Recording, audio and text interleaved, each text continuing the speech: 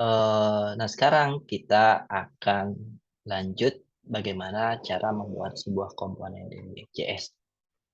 Di sini, kalau teman-teman lihat tadi kita sudah belajar, struktur folder yang sudah disediakan atau yang sudah dibuatkan oleh si Create React App.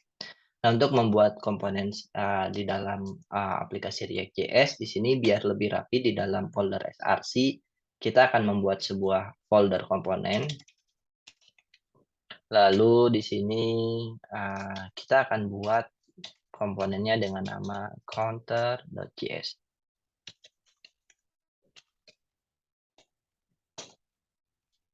Oke, di sini kalau teman-teman lihat masih kosong. Untuk membuat sebuah, komponen di React.js, sebenarnya ada 2 cara.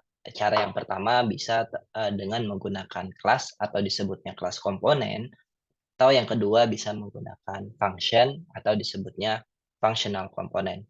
Nah, di tutorial kali ini atau di playlist kali ini kita akan belajar membuat komponen dengan menggunakan function atau disebutnya functional component.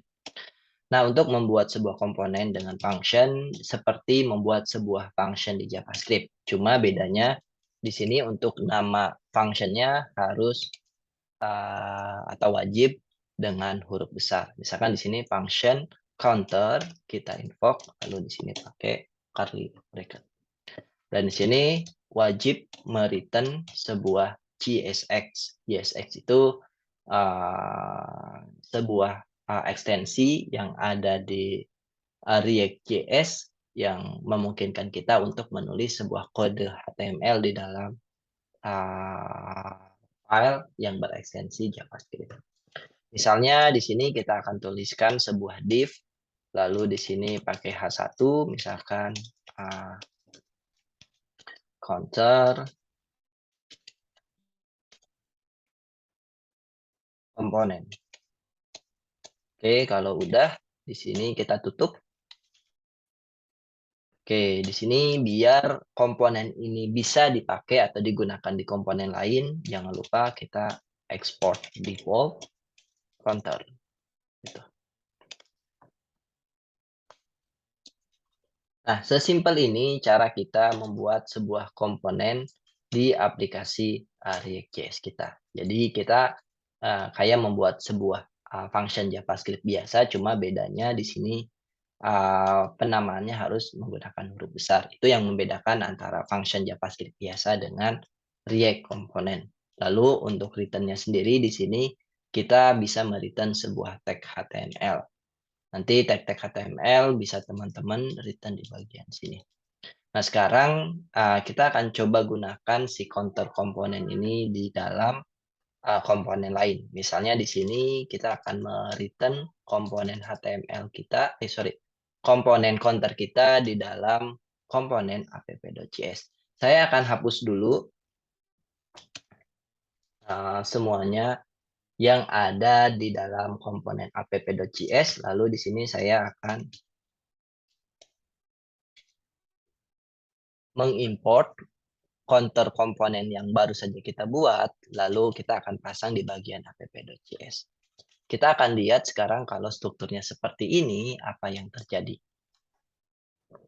Nah, sekarang di sini kalau teman-teman lihat, kita sudah melihat tulisan counter komponen, di mana counter komponen ini berasal dari komponen counter yang kita pasang di dalam komponen app.js.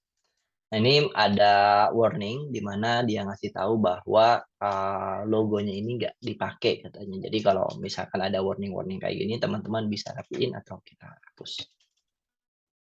Oke, kalau udah sesimpel itu cara membuat sebuah komponen di React.js. Nah, di sini yang mau saya kasih tahu satu lagi adalah di mana kalau misalnya teman-teman ada 2 div yang mau teman-teman buat. Di sini misalkan div lagi 2 misalnya this is counter component.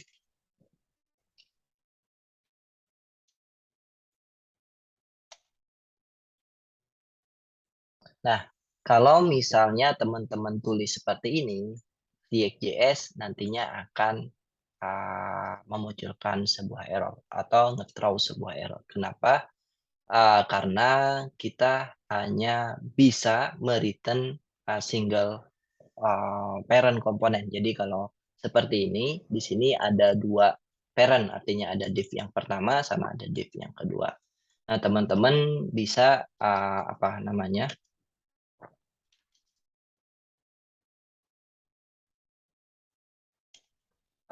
bisa kalau misalkan teman-teman punya kebutuhan hal-hal seperti ini, teman-teman bisa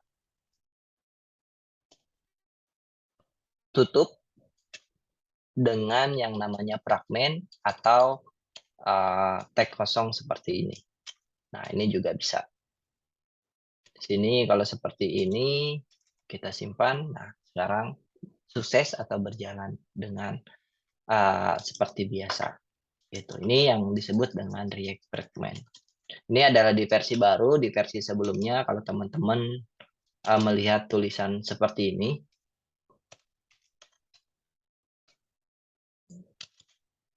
fragmen juga bisa gitu, React Fragment, di sini juga ada React Fragment. Tapi shorthand-nya adalah, seperti yang tadi, kita lihat. Sini kita undo.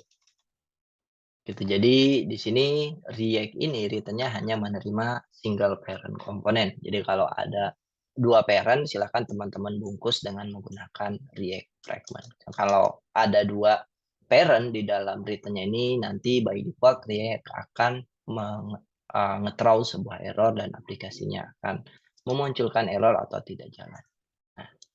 Nah, paling untuk materi komponennya cukup seperti ini. Jadi sekali lagi untuk membuat uh, React komponen, teman-teman bisa nulis dengan cara seperti ini atau disebutnya functional component. Kayak membuat sebuah function JavaScript, cuma bedanya penamaannya harus huruf besar. Lalu yang kedua di sini harus nge-return single parent single uh, single parent div. Jadi kalau misalkan ada 2 div yang mau teman-teman return, teman-teman bisa bungkus di dalam div lagi atau disebut dengan yang namanya fragment. Itu aja untuk materi penggunaan atau membuat komponen di React.